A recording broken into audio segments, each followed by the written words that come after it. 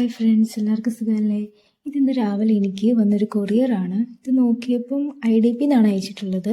ഞാൻ already IDPയിൽ exam register ചെയ്തിട്ടുണ്ടായിരുന്നു, നമ്മുടെ IELTSൻ്റെ എക്സാം.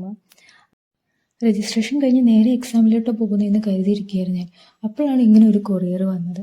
അപ്പോൾ ഇത് എന്തായാലും നോക്കിയിട്ട് തന്നെ കാര്യം, എന്തായാലും യൂസ്ഫുൾ ആയിട്ടുള്ള ഒന്നായിരിക്കുമല്ലോ. അപ്പോൾ നമുക്ക് നോക്കാം. IELTS രജിസ്റ്റർ ചെയ്യുന്ന വീഡിയോ കണ്ടിട്ടില്ലെങ്കിൽ എന്തായാലും ഒന്ന് നോക്കണം. ഞാൻ ഓൾറെഡി എൻ്റെ ചാനലിൽ ചെയ്തിട്ടുണ്ട്.